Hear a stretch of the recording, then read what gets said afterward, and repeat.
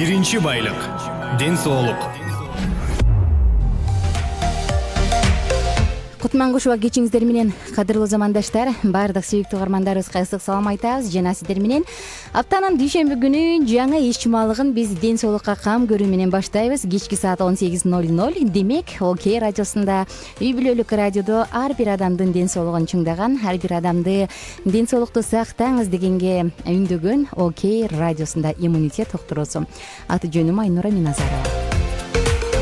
24 май баардык бүтүрүүчүлөрдү келе жаткан майрамыңыздар менен куттуктайбыз. Анан албетте ар бир эле мектеп босогосун аттаган адам 1 жылдык, 5 жылдык, 10 жылдык, 15, 20, 25, 30 жылдык деп белгилейт эмеспизби? Мына ошондуктан баардык угармандарыбызды келе жаткан майрамыңыздар менен куттуктайм.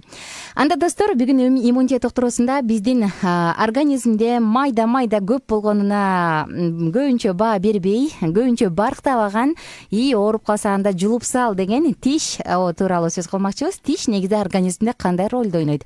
Тиш оорулары кандай жана ага кантип туура кам көрүш керек? Акыркы учурда протездин түрлөрү бар, материалдарынан айтор тим эле түркүн тиштер бар.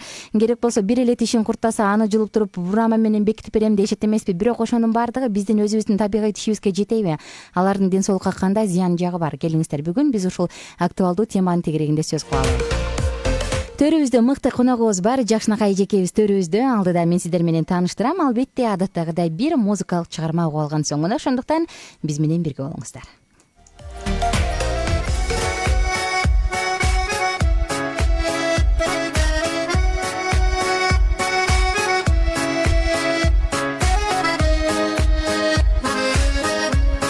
Агарып аткан таңым элең сен, жашоодон тапкан багым элең сен.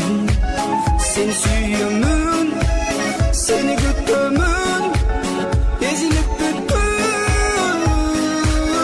Ай, эзилип бүттүм. Алтыным өзүңдү күттүм. Кайдасың асылым азыр, сагындым өзүңдү гүлүм. Ай, эзилип бүттүм. Алтыным өзүңдү күттүм. Кайдасың асылым азыр, сагындым өзүңдү гүлүм. Сени сүйөмүн, сени күтөмүн, сен деп согот го менин жүрөгүм. Үмүттүн шамын өчүрүп барам, кыйнадың жанды. Ай, эзилип бүттүм. Алтыным өзүңдү күттүм. Кайдасың асылым азыр, сагындым өзүңдү гүлүм.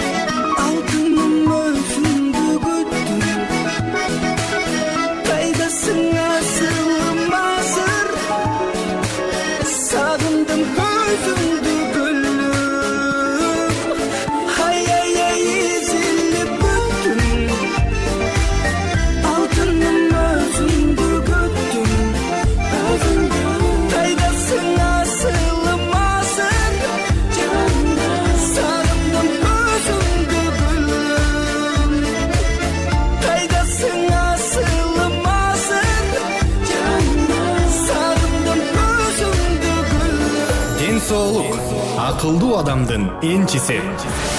Иммунитет программасына кош келиңиз.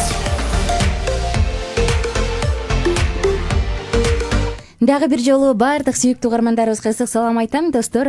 Кутман кеч 24 май 18 саат 00 дегенде эле демек Окей радиосунда жакшынакай саатыбыз ар бир угарманыбызды ден соолукка, сергек жашоого чакырган иммунитет уктуруусу старт алды. Аты жөнүм Айнура Миназарова жана бүгүн жогоруда сиздер менен сөз кылгандай эле бүгүн тиш ооруларын, тишке туура кам көрүү тууралуу сөз кылмакчыбыз. Чындыгында азыркы маалда тиши оорубаган адам жок. Кичинекей кезинде эле тиши сынып калып, бүйлөсүндө тамыры калып калгандар андан көп. Кенедей кезинден эле сүт тиштерин жуулдургандар мындан көп. Эмне себептен? Анан мен көбүнчө баягы адамдардын айтканын угуп атып, ай сен таттуу көп жесең керек дегенде, өзүмдүн жеке тажрыйбаман бул нерсеге көп кошулбайм. Анткени менин инимдин тиштери таптаза азыркыга чейин, бирок ал менден 3 эсе конфет момпосуйларды көп жечү да. А менин тишим ал убакта бир-экөө түшүп калган. Анысы кандай? Тиштин саламаттыгы эмнеден көз каранды? Келиңиздер бул тууралуу сөз кылалы. Бажырайган жакшынакай коногубуз төрүбүздө. Бүгүнкү биздин коногубуз Бишкек шаардык номер 6-поликлиниканын балдар терапиясынын бөлүм башчысы Сыдыкбаева Анара Кылычбековна. Кутман кечиңиз менен. Саламатсыздар. Кандайсыз эжеке, жакшы жетип алдыңызбы? Рахмат. Кечикпей келип бергениңиз үчүн рахмат. Сиз менен таанышканыма абдан кубанычтамын. Балдар терапиясынын дегенде эле кичинекей балдар негизи тиш доктурга баргандан аябай коркушат го. Өзүңүзчө эле бир психолог болушуңуз керек, балдарга атай ыкматап, бир мамилени кура билген, Рахмат чакырганыңыздарга. Бул эми балдарды дарылооду, балдардын тиштерин дарылооду сиз айтып кеткендей эле кичине психолог болуш керек да. Чоң киши эмес, балдар эмес, чоң кишилер да коркот го тиш доктурга баргандан. Бирок азыр ар бир поликлиникада ошо балдардын тишин дарылаганга өзүнчө үйрөтүлгөн врачтар бар. Өзүнчө кабинетте отурушат. Алар даярдалган врачтар да, балдар менен иштеп жүрүшөт. Алар бул балдарды кабыл алганда көп нерсеге көңүл бурушат да. Бул баланы азыр дарылоодо дагы жаңы ыкмаларды колдонушат, балдарды коркутпоо үчүн да. Ал жанагы анестезия деп коет, жансыздандырат деп коет го, дарылар менен укол сайып, балдар коркпой ошол анестезиянын таасиринде жакшынакай отуруп беришет. Врачтар ошол убакытта жетишип укол менен дарылаганга мүмкүнчүлүктөрү бар. Анара эжеке, өзүңүз тууралуу айтып бериңизчи. Канча жылдык тажрыйбаңыз бар бул жаатта? Эмне болуп стоматолог болуп калдыңыз эле, тиш доктору болуп? Бул эми мен 2000-жылы Кыргыз медициналык академияны аяктагандан кийин 2 жыл ординатураны окудум. 2 жылдык ординатураны бүтүрүп, анан 2002 жылдан бери ушул жаатта кызмат кылып келатам. Бул эми медицинага дагы ушинтип медик болуп калганыма көбүнчө бул менин ушул биздин менин тайжелерим өздөрү медик да, врачтар. Тай тарапты тарттырсыздар. Да, ал жакта көп. Анан кички кезимден бери эле ошо врачтар ак халат кийип, мындай жооптуу, зыңкый эле жүрүшөт. Боорукер адамдарга дайыма жардам берип, ошолор дагы таасир этти го. Жакшы. Сиз менен таанышканыбызга абдан кубанычтабыз. Анда биз угармандарыбызга кайрыла кетели. Биздин төрүбүздө бүгүн бир топ жылдыы тажрыйбасы бар тиш дарыгери. Эгерде сиздер кызыктырган суроолор болсо, сөзсүз түрдө күтөбүз. WhatsApp номерубуз адаттагыдай кызматта. Сандарын жазып алсаңыздар болот. 0705 53 16 64 сандары 0705 53 16 64. Ошол тиш оорулары, тиш дегенде эле биринчи эле алгач мен ошол тиштин организмдеги жалпы ролу тууралуу уккум келип турат да. Кандай роль ойнойт? Тишти баарыбыз билебиз, баягы тамак чайнаганга керек деп, мүмкүн андан тышкары дагы ролдо бардыр. Бул эми тиш дагы бул өзүнчө орган да. Бул тиш дагы ошо ооз көңдөй, ошо тиштен, тилден башталат го. Бул тиш чоң ролду ойнойт да. Бул кички баланын организминин калыптанышына да көп кошум функцияны аткарат да. Анткени бала ошо тиши чыккандан баштап өзүнчө тамактана баштайт, тамактарды чайнап жей баштайт. Ошол убактан баштап бул тишке мындай камкордук болуш керек да, кам көрүш керек. Ага ата энелер мындай кызыктар болуш керек. Дайыма ушул 2 жаштан баштап деп коебуз. Эми ушул сүт тиштер толук бойдон чыгып 2 жашта баланын тиши канча болуп калат? 20 тиш болот да, сүт баланын тиши. Ошол убактан баштап ал гигиенага чоң көңүл буруш керек. Ата энелер 2 маал тишти жууганды үйрөтүш керек. Жанында туруп ошол кантип тазалаганды үйрөтүш керек. Ылдыйкы тиштерди өйдө көздөй, үстүңкү тиштерди ылдый көздөй тазалап, бул балага дагы мындай сабак болот да, үйрөнүп баштайт. Ушул тиш жуу жөнүндө сөз кылып калбадыңызбы? Балдарда мисалы кичинекей кезинде курт тиш болсо эч нерсе эмес, бул баары бир түшөт, кийин башка тиш чыгат деп балдардын тишин жууганга да, гигиенасына да көп көңүл бурбай келет эмеспи ата энелерчи? Ошол сүт тиш курттап калса, мисалы кийин ошол кийинки тишине деле өтөбү же анын коркунучу жокпу? Жок, эми бул туура эмес түшүнүк да ата энелерде. Бул сүт тиштер баары бир түшөт, карабай дарылатпай деле койсок болот депчи. Жок, өз убагында алып келиш керек, профилактикага көңүл буруш керек. Ата энелер өз убагында жылына 1 жолу баланы алып келсе, тиш доктурлар көрүп, кайсы жерди дарылаш керек экен, кариес деп коет. Бул ошол тиштердин көңдөй болушу, чириши да. Ал аны өз убагында дарылабаса ал өтүшүп кетет. Периодонтит деп коет, мындай ириңдеп тиштер эрте жуунуп калса, андан кийинки чыга турган мындай туруктуу тиштерге дагы таасири тийиши мүмкүн да. Ошондуктан ушул профилактикага көңүл буруп, ата энелер өзүнө мындай эме кылып коюш керек да. Кичинекей баланы дагы өз убагында алып барып, азыр поликлиникаларда ошол кабыл алганда азыр ошого кичине көңүл буруп угуп коюшсун. Эме туулгандыгы жөнүндө күбөлүктөрүн ала барыш керек. Ал жерде пин деп коет, ошол номерлери бар да, пин персональный номерлери бар. Ошолорду киргизип, регистратурадан баштап, ошол цифровизация боюнча да, ошол баланын бүт фамилиясы, аты, жөнү киргизилгенден кийин 10 жашка чейинки балдар тиш дарылоо эмканаларында бекер дарылоого мүмкүнчүлүктөрү болот да.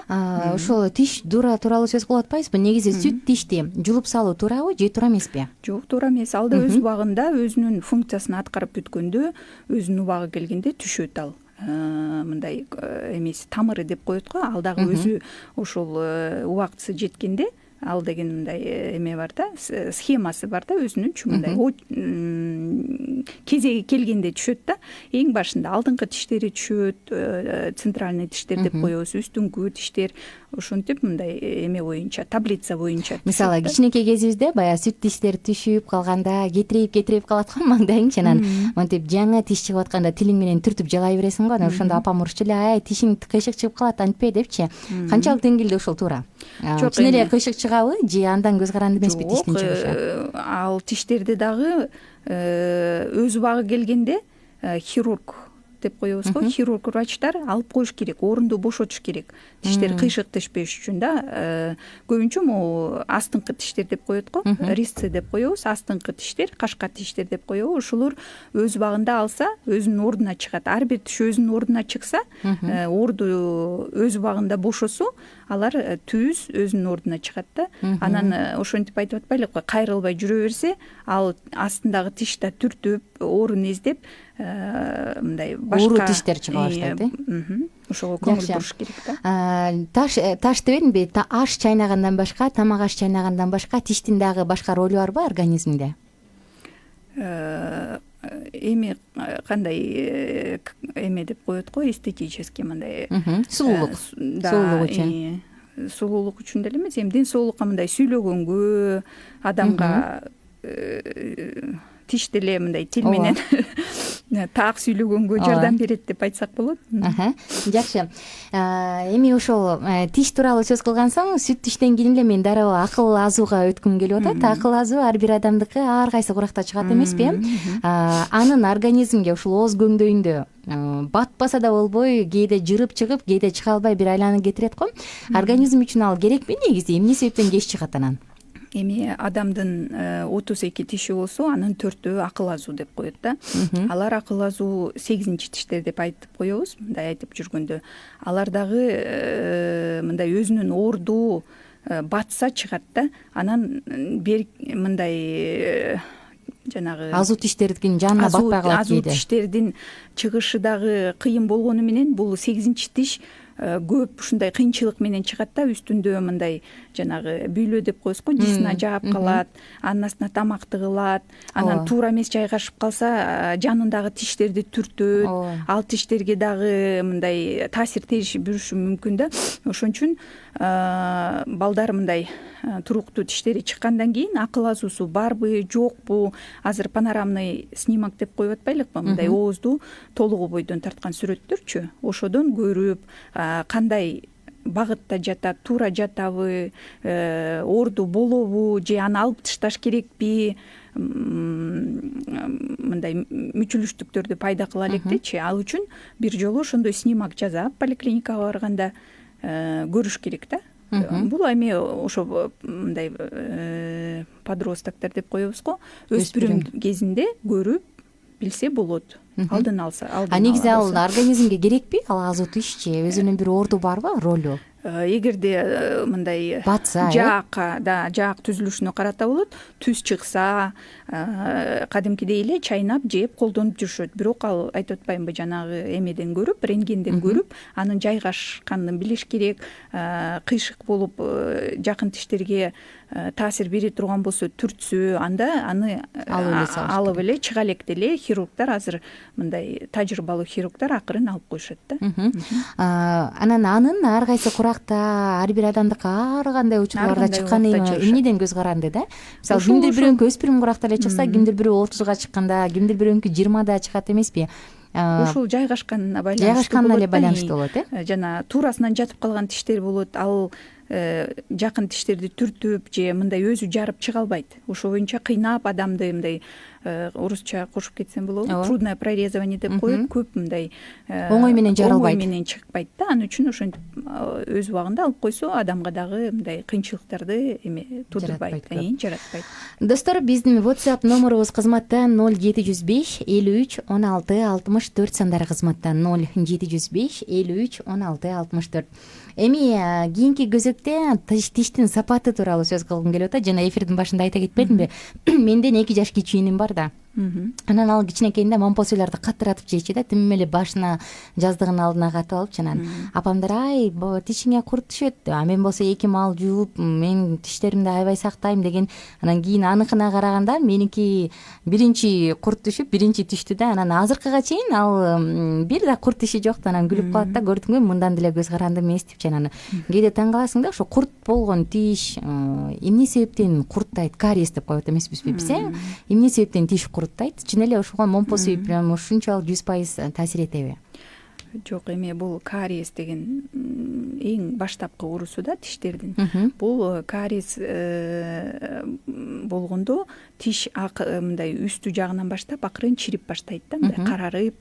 Ал деген ошо гигиенанын мындай гигиенадан болот да. Ушул карабай, тишти жуубай жүрсө, ошондой эле тиштин мындай бат бузулушуна эмне таасир берет да? Бул гигиена, ошондой эле тиштин ошо түйүлдүк пайда болгондо эле энелер өзүнө камкор көрүш керек да.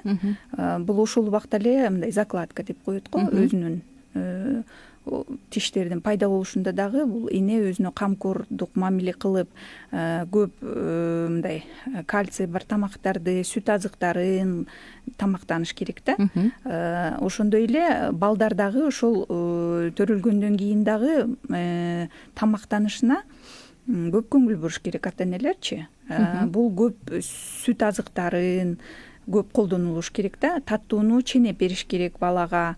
Ошондой эле гигиенага көңүл буруш керек.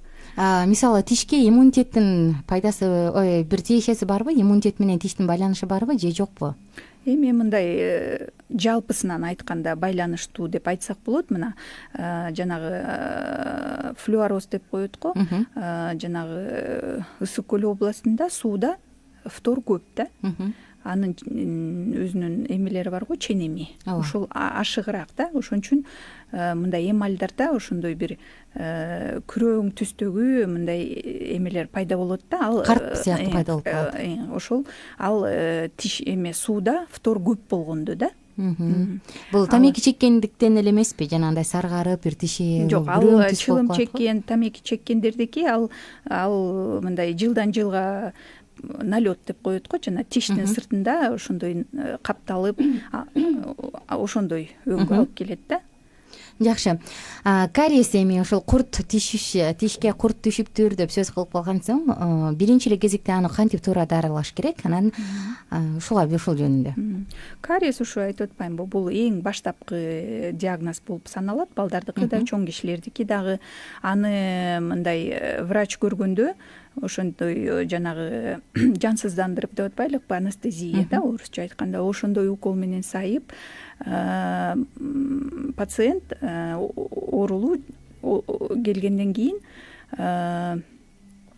тазалап эле жашынакай пломба коюп койсо, ошол этапта токтоп калат да, андан ары күчөбөйт. Ошон үчүн азыркы биздин медицинада ошо тиш дарылоо тармагында дагы жаңы пломбалар бар. Фотопломба деп коюшат. Ал мындай мурдакы цемент пломбаларга караганда өзүнүн эмеси да, мындай сапаты жогору. Ал сырткы эмеси дагы мындай окшош болот да, тишке окшош калат. Ак тиш болуп, адамга дагы мындай жагымдуу да. Ал түшпөйт. Цемент пломбалар мындай эметип кетет го, колдонуп жүргөндө кийинчерээк бузулуп калышы мүмкүн, быркыранып деп коет го, ушундай болушу мүмкүн. Ал эми бул жаңы пломбалар, фотопломбалар, булар көпкө жетет да. Ошол баштапкы кариес диагнозун коюп, ошентип дарылагандан кийин ошол жакшы баардык этапты сактап койсо, ал көпкө чейин ошол этап менен токтолуп калат да, ошо кариес. Ошол тиш доктурга барганда, эгер кариес аябай тереңдеп кеткен болсо, куртчу анда нервин дагы баягы өлтүрүш үчүн мышьяк коет го. Бул ден соолукка кандай таасири бар ушул мышьяктын? Ал кантсе да ууда? Жок, эми азыр мурда ошо сиз айтып аткан мышьяк деп коючу, азыр орусча айтып кошумчалап коеюнчу, девитализирующая паста деп коет. Мунун составы кичине өзгөртүлгөн, илгерки мышьяктай эмес да. Анан буну деле мышьякты коюп деле дарылап жүрүшөт врачтар, бирок азыр көбүнчө жанагы анестезияга көп эме беришет да врачтар. Көбүрөөк басым алышат. Көбүрөөк басым. Ал мындай пациенттерге да жагымдуу, тынч, коркпой отурушат. Калчылдап коркпой отура турбайсыңбы, э? Ошол көп стоматологиялык жерлерде, борборлордо, клиникаларда атайын ошол жана паста сыяктуу да колдонуп калышпадыбы кичинекей балдарга барганда, биринчи сүйкөп коюп, анан сезбей баштаганда, чымырап баштагандачы. Мунун баары тең эми акырындык менен өнүккөндүк. Тиштин нервин жулуп салгандан кийин бир канча жылдан кийин борполон түшө баштайт го. Тиштин нерви тишке эмне, кандай бир жашоону берип турат дейбизби? Бул эми тиштин ичинде ошо каналдарда жайгашканда, бул кан тамыры деп койсок болот да эми. Бул деле ошол тишти азыктандырат. Ошол тиштин мындай турушуна, бузулбашына дагы көмөк берет. Бирок ошондой жанагы айтып кеткен кариес диагнозун өз убагында кайрылбастан өтүшүп кетсе, алар жанагы пульпит, периодонтит деп коет да, өтүшүп кетет. Ал нервине жетип калган тиштер. Ал убакта дагы кайрылбаса, анда жанагы ириңдеп кетет деп коет го. Тиштер ириңдеп, шишип, анан келип атышпайбы, менде кечинде жатсам, эртең мен турсам шишип кетиптир деп. Ал өтүшүп кеткен формалары да, ага такыр жеткизбеш керек да. Биз көбүнчө ошол учурда арасында коркуп жүрөбүз. Анан могу анестезия жөнүндө да кичине кошумча кылып коеюн. Бул балдарды жазаганда ата энелер ошо көңүл буруш керек да. Кээ бир азыр балдарда дагы аллергия болушу мүмкүн анестетиктергечи. Ошондуктан азыр ар бир беттепканада хирургдар биринчи жолу кайрылганда мындай совет эме проба кылышат көпчүлүгү. Эметишет да, эме беришет, жолдомо беришет. Ушул бала такыр андай дарыларды ала элек болсо, албетте көрүнүп, кан тапшырып, кайсыл анестетиктерге болот, кээ бирөөлөрүнө болбойт, аллергия болушу мүмкүн да. Буга абдан көңүл буруш керек, ата энелер ушуга да көңүл буруп туруш керек да. Жакшы. Биз ошо курт жөнүндө сөз кылдык. Эми бүйлөнүн сезгениши тууралуу айтып берсеңиз, мисалы пародонтоз, пародонтит бул эмне болгон оорулар, бүйлө сезгене турган болсо, ошол ооруган тиштин эле түбү сезгенеби же ал толугу менен бүт бүйлөнү жабыркатабы? Эми бул дагы мындай көп таралган оору болуп калды да азыр. Ал дагы ушул гигиенанын начарлыгынан пайда болот да. Ошентип айтсак болот. Ал тиштердин жанагы айтып атпайлыкпы, майда таштардын пайда болушу, ал тишти мындай жакшы жуубагандан пайда болот да. Ал тиш мындай бүйлө деп койбойлук, деп атпайлыкпы, десна да. Ошол тишти кармап турган жанындагы тиштин сыртынан жанагы эмелер таш сымал каптап калат да. Ал ошол жерде кичине бир кызартып, орусча айтканда воспаление деп коебуз го, сезгенүүнү пайда кылат да. Алар башында кызарып, канашы мүмкүн, ошо тиштердин тегерегинде бүйлөлөр, жаман жыттар пайда болушу мүмкүн. Бул белгилери да. Гингивит деп коюп атпайлыкпы, пародонтит. Анан ал убакта дагы кайрылбай ошондой жүрө берсе, ал таштарда катуу бекем болуп, тиштерди мындай каптап, жана тиштердин кыймылдашына да алып келиши мүмкүн да пародонтоз. Бул эми акыркы этаптарында. Ошон үчүн бул азыркы убакта жанагы тазалоого, тишти тазалоого көңүл буруш керек да.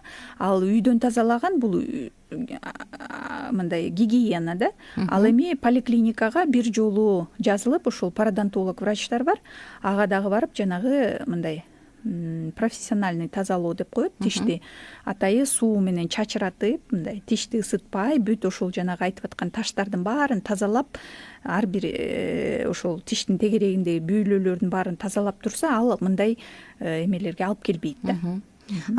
Ошол пародонтозда жана кээ бир адамдардын тиштеринин эти качып деп коет го, бүйлөлөрү эти качып, арсайып чыгып, анан бошоп калган, ошол пародонтоз. Биз угармандарыбызга дагы кайрыла кетели. 0705-53-16-64 WhatsApp номерубуз кызматта. Бизге пикир калтырыңыз, жазыңыз. Бизде келип аткан СМС каттар бар, алдыда кезек беребиз. Ага чейин мен дагы ушул тиш пастасы тууралуу сурагым келип атат. Кантип туура тандаш керек? Көбүнчө фтору бар, фтору жок деп ар кандай жарнамалар менен, маркетинг азыр абдан күчтүү, жарнама укмуш эмеспи? Кандайын туура тандаш керек? Эми тиш пасталары дагы көп азыркы учурда да. Ар бир адам мындай тиш пасталарын колдонууда дагы эмнеге көңүл буруш керек да. Азыр кички балдарга көбүнчө жана кальций деп атпайлыкпы, кальций, фтору бар составындагы пасталарды колдонулуш керек. Эми мен алардын аттарын айтканга болбойт го, реклама болуп калбасын. Бирок азыр көп тиш эмелер, пасталар бар, тиш жууй турган. Жана сиз айтып кеткен бүйлө сезгенип калганда колдонулуучу дагы тиш пасталары бар. Алардын составында чөп дары дармектер кошулган.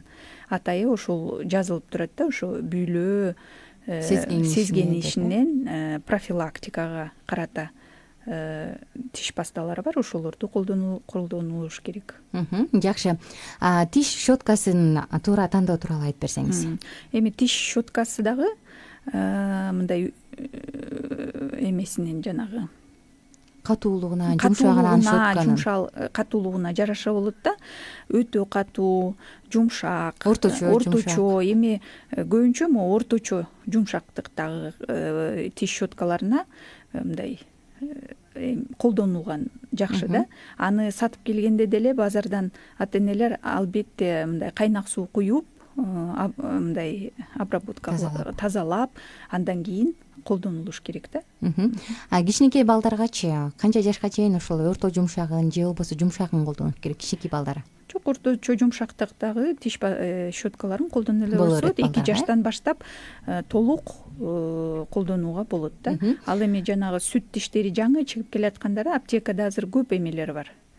Мындай бармакка кийгизип тазалай турган жаңы вот 1 жашка чейинки тамак сүт эмгенден кийин деле калат да ошолорду колдонулуш үчүн азыр уже 0дон 2ге чейинки деген эмелер бар да, тиш щеткалар. тиш щеткалар, аларды да колдонсо болот.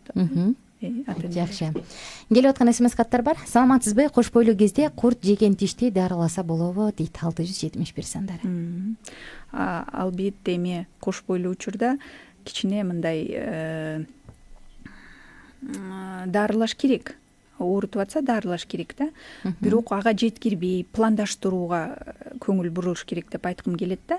Ошол кийин өздөрүнө дагы ошол жаш азыркы энелер пландаштыруу убагында эле тиш доктурга кайрылып, кариестер болсо тазалатып, ошол кош бойлуулукка чейин дарылаганга аракет кылыш керек да.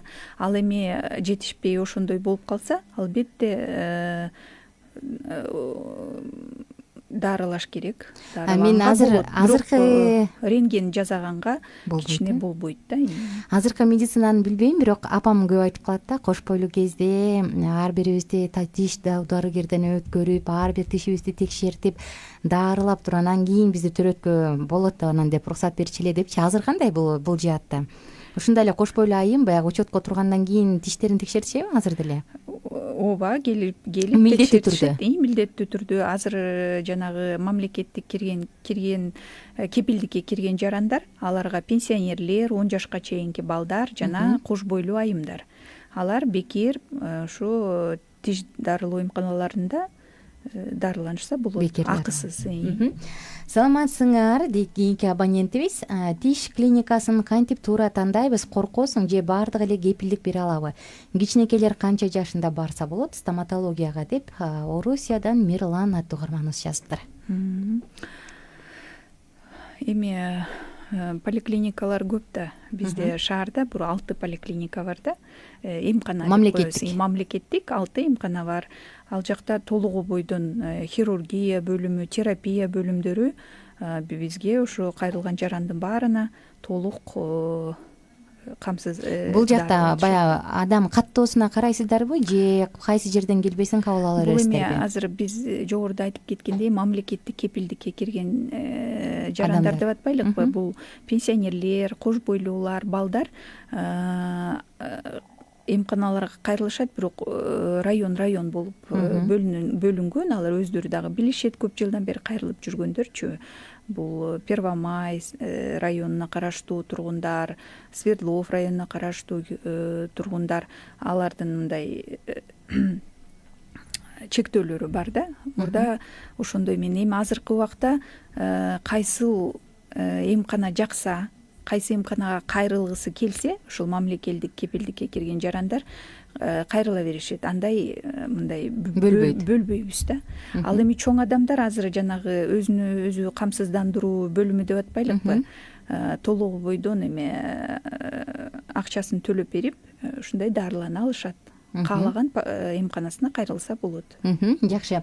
Угарманыбыз сурап атат, кайсы клиникага барса болот, кичинекейлер канча жашында барса болот, коркосуң баардыгы эле кепилдик бере алабы дейт. Эми мен өзүбүздүн поликлиниканын жөнүндө айтып кетсек болот. Бул эми 40 жылга жакындап калды биздин 6 стоматология. Бизде айтып кетсек болот, баардыгы мындай профессионал да, дарыгерлер баардыгы кепилдик берет. Дарылоонун көп ыкмаларын колдонулушат, жаңы киргизилип аткан жогорку категориядагы врачтар көп биздин поликлиникада. Кайрылсаңыздар болот бизге дагы. Ушул жерден сурагым келип атат. Мисалы бир жылдарда стоматологиядан дагы ушундай укол сая турган жерлерден гепатит Б абдан көп жугуштуу болбодубу? Анан эң эле биринчи кезектен бул ошо стоматология деп коюшту да. Азыркы чактачы текшерилеби санэпидемстанция тарабынан? Кандай контроль, кандай көзөмөл бар? Эми көзөмөл абдан мындай курч десек болот да. Ал андай ооруларга биздин мындай пациенттерибиз жуктуруп албаш үчүн кайрылгандан баштап баардык жолдору каралган да. Ал эми врачтардын бул ар бир пациент ушул биздин креслого отургандан баштап баардыгы таза мындай тазаланган стерильный деп коебуз го эми инструменттер менен иштешет. Албетте баардыгы контроль абдан күчтүү. Азыркы убакка жараша оорулар көп. Ар бир медсестра, тиш доктур баардыгы бүт жагынан контролдолуп, баардыгы бир пациентке бир лоток, бир жаңы перчатки колдонулат да. Мындай башка ага чейинки келген пациенттин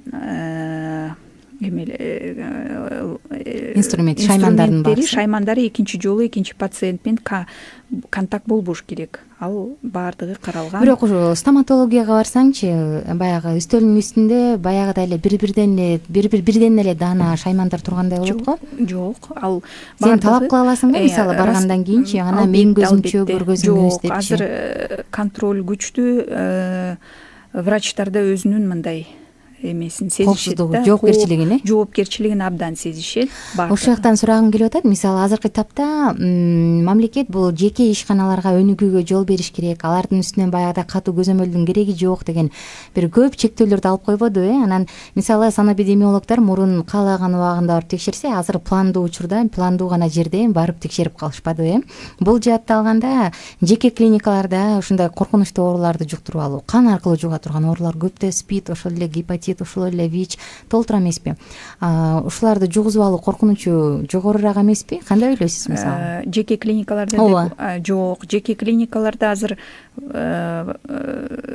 конкуренция деп атпайлыкпы? Абдан жогору да. Ошондуктан ар бир клиника, менин оюмча, бул туура эмес түшүнүк болуш керек. Азыр заманбап жаңы жанагы стерилизатор, орусча кошо берет, стерилизатор аппараттарды сатып алышат. Жанагындай дезинфектант деп атпайлыкпы? Жаңы ошондой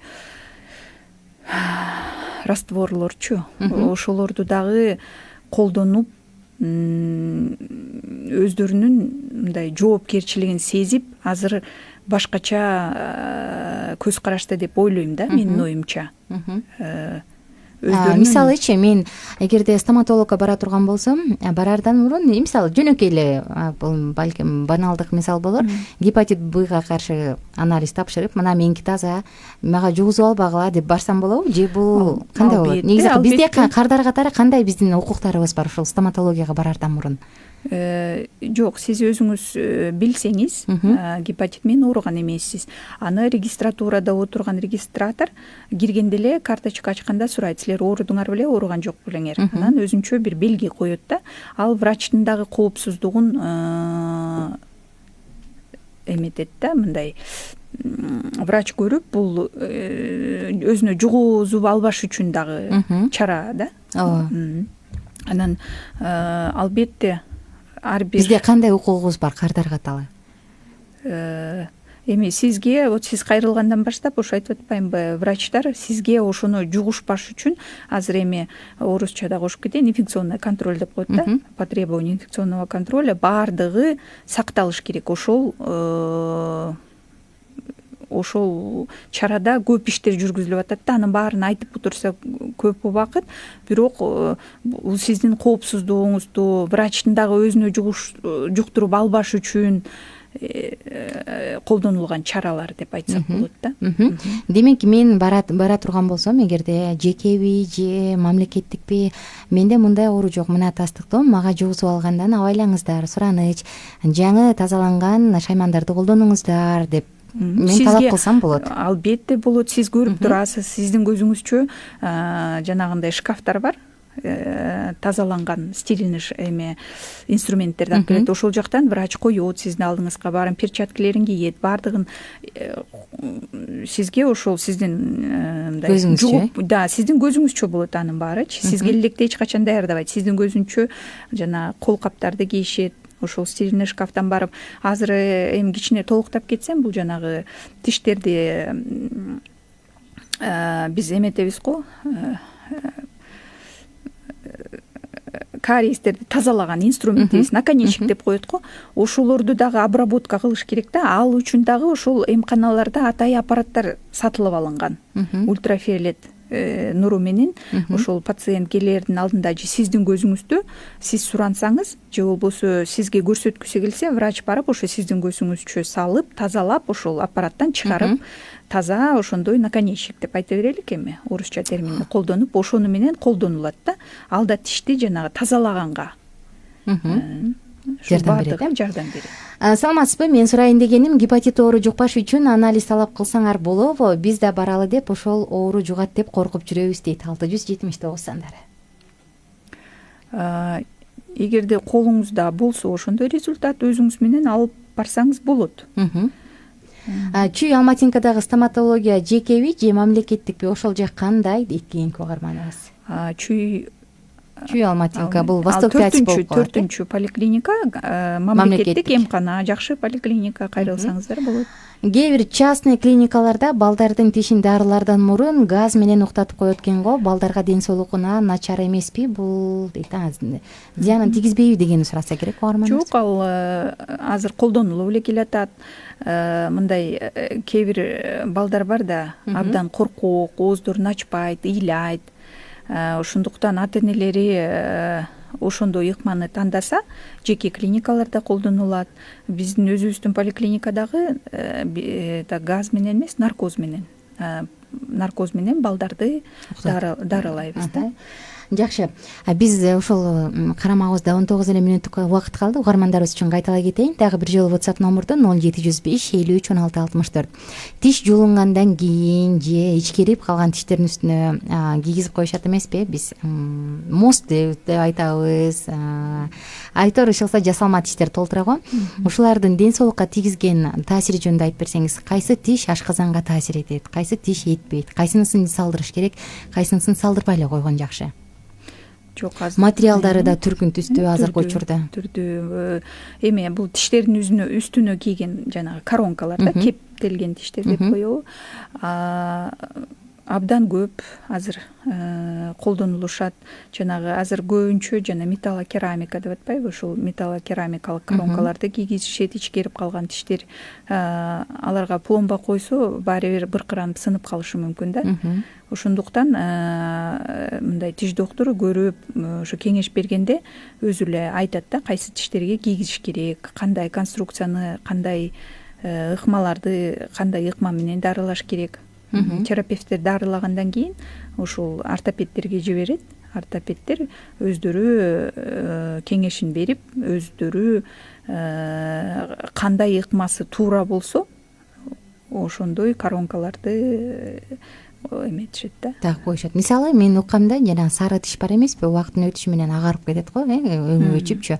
Ошолар ашказанга зыян тийгизет. Эми ал уже экинчи планга өтүп баратат деп койсок болот. Алар акча жагынан үнөмдүү болгону менен бирок ден соолукка коронки деп коет. Аларды көбүнчө экинчи планга өтүп баратат деп койсок болот. Азыр мындай заманбап деп коебузбу, ошондой коронкаларды циркониевый, жанагы металлокерамика, ошолорду колдонулушат. Өздөрү айтып беришет, баалары дагы толугу менен кийип алышат эмеспи? Коронка деп коет. Эмне деп койчу эле, үстүн толугу менен протез кылып кийип алышат го. Чечиле турган. Чечиле турганчы. Ошолар пенсионерлерге да. Ушулардын мисалы ден соолукка зыяны барбы? Жакында мен эмне себептен муну сурап атам? Кинезиологко барып калдык. Мен атамды алып барсам, ал жакта айтат, байке кептин баардыгы ошол тишиңизди туура эмес алып койгондон дейт да. Ал жакта баягы чайноо учурунда туура эмес булчуңдар иштеп, булчуңдарга күч келгендиктен башка жактарга таасир берген деп. Анан атам коронка ошол протез кийип жүргөнүнө бир 5-6-10 жылга жакын болуп калды. Анан ошол убакыттын ичинде тамакты туура эмес чайнап, тамак чайноодо булчуңдар күч келгендиктен анын ден соолугуна башка жактарына бериле баштаптыр да. Анан аябай таң калдым. Тиштин дагы ушунчалык чоң ролу барбы, эланайын депчи. Ал жерде миллиметр эле, эми ооздун ичине сантиметрге жаңылыштык кетпейт да. Ошол учурдан таң калып койдум да, ушунчалык маанилүү депчи. Анда коронка чын эле отурганын, же болбосо протездин отурганын, отурбай калганын кантип текшерип, кантип билиш керек? Бул тиш салып жүргөндө эле ошол пациент деп айта береличи, пациенттер жарандар барганда тиштерин салдырып атканда эле кеңеш берет. Ошол биринчи салып, ошол менен көнүңүз, анан билинет. Ошентип чайнап жүргөндө, колдоно баштаганда кайсы жерлерин алыш керек, кайсы жерлерин коррекция кылыш керек, өздөрү билет да. Мындай түшүндүрүп беришет. Анан кел деген убакта биз мындай келиш керек, көрүнүш керек. Доктур мындай көрүш керек да, кайсы жери ошол жерде кызарып калды, кайсы жери мындай тоскоолдук десек болотпу. Ал убак алынып, ошол мындай временно деп коебуз го, убактылуу кийип жүргөндө ошол кайсы жери мындай тоскоол болуп атса, кызарып калса, дискомфорт болуп атса, ошолорду айтса, ошол учурда мындай коррекция кылып алып түздөп коюш керек да. Жакшы. Демек, жанагындай бир аз жүрө туруңуз, анан сөзсүз түрдө бул күнү келиңиз, анан кайсы жер болуп атса деп атайы ошондой методика да. Көнсүн, кайсы жерлери кызарып калат, кайсы жери өйкөп атат. Анан кайра кайрылганда, экинчи кайрылуусунда ошонун баары алынып, түздөлүп, мындай пациентке жакшы ыңгайлуу болушун текшериш керек да. Билдирүүлөр бар, бизде карай кетели. Саламатсыздарбы? Менин бир жагырым протез, бирок ошонун астына бир нерселер тыгыла берет. Бул туура эмес алынганыбы дейт. Эми көрбөй эчтеке айта албайм да. Аны кайрылыш керек. Кайрадан кайрылып, көрүнүп, кандай ушундай көйгөйлөр жаралып атса көрсөтүш керек доктурга. Анан балким кайра жасаганга туура келип калышы мүмкүн да, туура эмес болсо. Ушул эле угарманыбыз сураптыр. Протездин астындагы тиш ооруса эмнеден кабар берет? Аны кайра алдырып, тишти жулдуруш керекпи дейт. Эми коронкасалардын астында терапевттер дарылап берет да, биринчи нервтерин алып. Эгерде нерв алынбай калган болсо, үстүнө коронка кийгизип койсо, бирок коронканын астында оорутса, анда албетте кайрылып, кайрадан чечтирип, дарылатып, анан кайра кийгизгенге негизи ушул протездерди, протез болобу, коронка болобу, канча учурда бир алмаштырып туруш керек буларды? Эми көп дегенде ушу 5 жыл туура болот го колдонуп. Андан кийин кайрадан мындай текшерүүгө барып көрүнүш керек деп ойлойм. Менин тишимдин маңдайы жылып кеткен, 2 тишим жок, канчага жасап бересиңер, көпүрөөк кылып дейт. 513 санда. Эми мен аны кайрылгандан кийин доктурдун кеңеши менен туура эсептеп айтса болот го деп ойлойм да азыр. Көрбөй эч кандай андай алдын ала айта албайсыз. Алдын ала айта. Жогоруда сааттын башында сиз кальцийге басым жасап айта кетпедиңизби? Эне кош бойлуу кезинде, бала түйүлдүк кезинде эле кальций жеш керек деп. Мен ошол бир белгилүү дарыгерлердин биринин китебин окуп калдым, чет элдик. Анан ал айтат да, уйдун сүтүн ичкендей дейт да. Биз мисалы көбүнчө кальций жетишпесе сүт ичкиле, сүт азыктарын ичкиле дейбиз го. Бирок уйдун сүтүндө адамдын организмине талаптуу, керектүү өлчөмдөн 1 топ эсе көбүрөөк кальций болот экен. Биздин организм аны сиңире албайт дейт да. Анан ошондо биз андай кальций жетиштүү болуш үчүн эмне жешибиз керек деген суроо пайда болду менде. Чындыгында эле уйдун сүтүндө бизге талаптуу болгондон көппү кальций? Бул башка жагына дагы терс таасир тийгизип коебу? Жок. Эми мындай азыктанганда, тамактанганда сүт азыктары деп атпайбы, жалаң эле сүт ичкен эмес, айран, каймак, ошол жанагы быштак дегенчи, ошолордун баардыгын колдонуш керек да. Жанагы башка эле жемиш, жер жемиштерди дагы унутпашыбыз керек да. Жер жемиштер бизде эми абдан көп го. Аны да рационубузга кошуп, мындай рационалдуу тамактаныш керек да. Кички балдарды ошо ата-энелер камсыздандырыш керек. Бул өспүрүмдүн калыптанышына, организмдин калыптанышына жана рационалдуу тамактануу деп атпайлыкпы, ушу жер жемиштерди, сүт азыктарын, анан жана газдаштырылган азыр суусундуктар абдан көп. Аларды дагы мындай ченеп ичкенге үйрөтүш керек да балдарды. Өзгөчө ширелерди трубочка менен ичип, тиштин баарына тийгизбегендей кылып. Күнүнө бирден алма чайнап коюп турсаң же сайвиз чайнап турсаң деп дагы айтышат эмеспи? Бул жанагы өспүрүмдөрдүн өскөн убакта мындай рационго мен айтып кетет элем, жанагы сабиз ошолорду тазалап коюп койсо, аны балдар чайнап мындай тиштердин мындай жаактардын өсүшүнө дагы мындай чийки боюнча да тазалап мындай коюп койсо, балдар да ошону мындай чайнап булчуңдар бекемдейт болуш керек. Ошого дагы ата энелер кичине колдонсо болот да. Жакшы.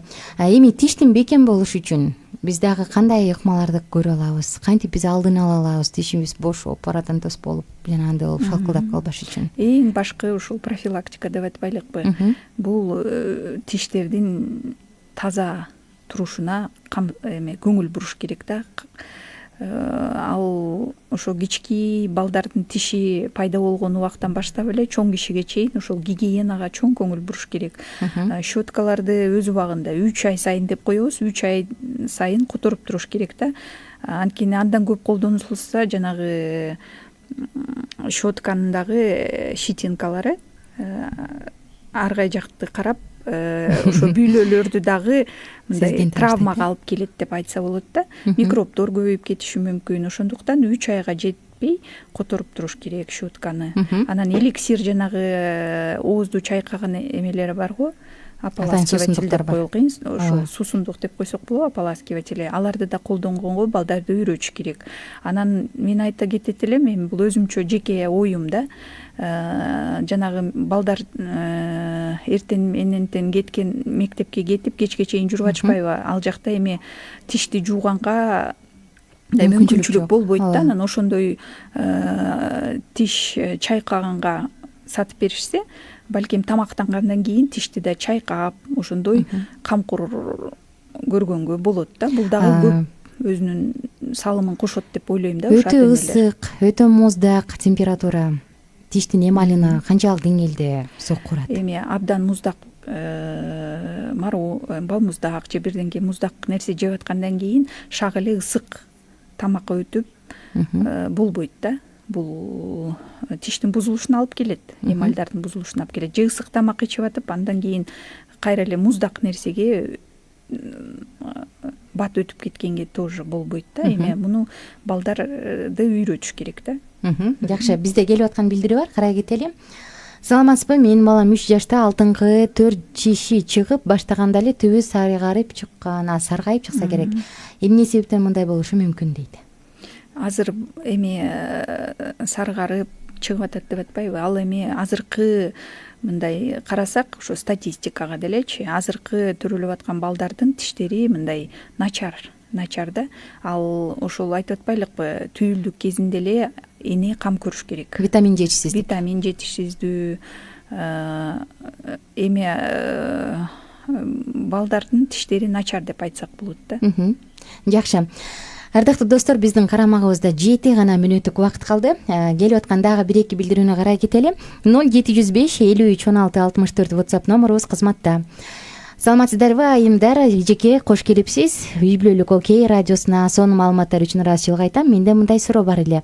Жакында стоматологияга бардым, 2 тишим ооруп аткан, бирок эч бир курт жок экен.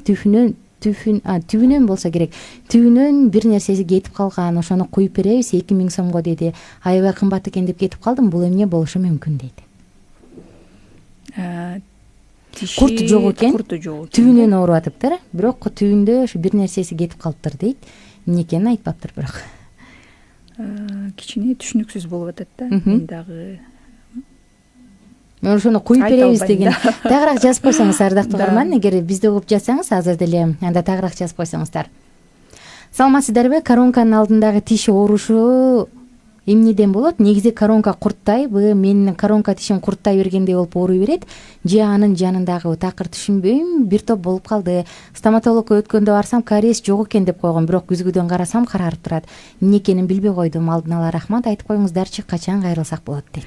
Албетте кайрылсаңыз болот. Бул доктурларга көрүнгөндөн кийин билинет да, жана рентген деп атпайлыкпы. Если коронканын астында ооруган тиш болсо, анда жанагындай рентген тартып, сүрөткө тартып көрүш керек да. Ал дарыланган тишпи, коронка кийгизердин мурунда дарыланганбы, дарыланган эмеспи, кызарып мындай воспаление болсо, албетте тиш докторлор өзүнүн кеңешин берет деп ойлойм. азыр ырайсы медицинадан жакшы эле өнүгүп калды. Бир учурда тишти баса калып жуулуп салыш керек десе, азыр тишти колдон келишинче акыркы учурга чейин сактаганга аракет кылышат. Бул жаатынан бир топ эле жылыштыктар бар. Шүгүр. Эжеке, анда сизге эркин микрофон. Биз саатыбыздын соңку мүнөттөрүндөбүз. Коштошчу учурга келип калдык. Урматтуу угармандар, сурооңуздарга рахмат. Сиздерди дагы ушул азыркы учурдан пайдаланып, тишке дагы кичине көңүл буруп, тишиңиздерге кам көрүүнү унутпаңыздар. Гигиенага көп көңүл буруңуздар. Балдарыңыздарды өз убагында ушул эмканаларга алып барып, тиштерин көрсөтүп туруңуздар. Баарыңыздарга ден соолук каалайм. Ишиңиздерге ийгилик. Дагы бир смс келип калды, анан бүтүрөлү. Биз саламатсызбы? Тишти сода менен жууйм агартайын деп, бул канчалык деңгээлде туура же сода менен жуаш керекпи дейт угарманыбыз. Эми тиш агартам деп колдонулушу мүмкүн, бирок бат-баттан колдонгонго болбойт андай. Жанагындай. Бат-баттан болгондо ортолугу канча болуш керек? Бир жумада бир айда бир. Колдон келсе, тиш докторуга эле кайрылып, аны менен колдонулганга колдонбой эле коюш керек. Колдонбой эле коюш керек да, анткени эмальдардын дагы мындай сүртүп, кийин ошондой оорулардын пайда болушуна дагы шарт түзүшү мүмкүн да. Биз жыйынтыктайлы десек эле улам смс келип калып атат. Соңкусу болсун, ардактуу угармандар. 086 сандарынан келиптир. 4 жактагы азууларым тең ооруп, тамак чайнай албай калдым. Болбосо жашым 35 эле, эмне кылсам болот? Рахмат, курт деле жок дейт. Эми албетте кайрылыш керек, тиш докторуга кайрылыш керек, кеңеш алыш керек, көрүнүш керек. Балким сиз азыр сезбей жаткандырсыз, балким ошондой тиштин тегерегинде, балким жана бүйлөсү деп атпайлыкпы, ошондой тиш өзү кариеси жок болсо деле, ошол бүйлө сезгенип калганда дагы ар кандай мындай кыжаалат болушу мүмкүн да, оорутушу мүмкүн тегерегиндеги тиштер. Абдан кайратыш. Чоң апам ушу тиши ооруп десе эле балдарына ай кочкор туз менен чакып кой деп эле чайкатып беришкен да. Азыркы заманда эмне бул? Азыркы ошол кочкор туздун ордун заманбап жана тиш чайкоочу каражаттар ээледиби? Эми кочкор тузун деле тамак ооруганда колдонуп келишет. Аны жаман деп айта албайбыз. Аны деле колдонсо болот. Жанагы ириңдеп кеткен тиштерди биз айтып атпайлыкпы? Жанагы сода менен чайкаш керек үйдөн деп. Анан мындай аз туздан кошуп дагы чайкагыла деп кеңеш беришет да. Балким колдонсо болот. Ал кочкор тузу деле мындай дарылык касиеттери бар, аны деле колдонсо болот. Мен WhatsApp бөлүбүздү жаптым. Бардык угармандарга ыраазычылык айтабыз. Активдүү катышып, керектүү суроолорго жооп жиберип күнөткөнүңүздөр үчүн. Анан албетте конок эжекебизге рахмат. Бардык суроолорго сонун тыпырайтып, жеткиликтүү кылып жооп бергениңиз үчүн. Достор, бүгүнкү биздин коногубуз Бишкек шаардык номер 6-поликлиниканын балдар терапиясынын бөлүм башчысы Сыдыкбаева Анара Кылычбековна болду. Келип бергениңиз үчүн сизге терең ыраазычылык айтам. Ишиңизге ийгилик каалайбыз. Ушундай эфирлерде элдердин керегине жарап, элдердин кызматында алардын ден соолугу үчүн күрөшүп жүрө бериңиз. Мен болсо сиздер менен коштошом. Эртең таңкы саат 8-де амандашабыз. Аты жөнүм Айнура Миназарова. Баарынан мурун эмне гана болбосун, бул бизге белекке берилет деп коет эмеспизби? Кээде биз тамашалап дагы табышмак кылып жашырып келебиз. 2 жолу белекке берилет, 3-үчүсүн сатып аласың деп. Албетте бул тиш, бирок ошол белекке берилген экинчи тишти сактап калганга аракет кылалы, анткени бул биздин ден соолугубузга билинбеген кичинекей 1 сантиметрге жетпеген орган болгону менен, бирок абдан зор пайдасы бар. Анан эгер аны сактай албай калсак, анда биздин организм, ашказаныбыз, тамак сиңирүү органыбыз айтор көп жерлерде чоң көйгөйлөр жарала баштайт. Ошондуктан колдон келишинче ден соолугубузга кам көрөлү. Ал эми ден соолуктун биринчи эле душманы бул нерв, бул ачуулануу, бул жаман маанай. Ошондуктан колдон келишинче бири-бирибизге жакшы маанай тартуулайлы. Кечиңиздер көңүлдүү улансын. Сизге рахмат. Аман эсен жетип алыңыз. Таанышканыма абдан кубанычтамын. Досторум, бар болуңуздар.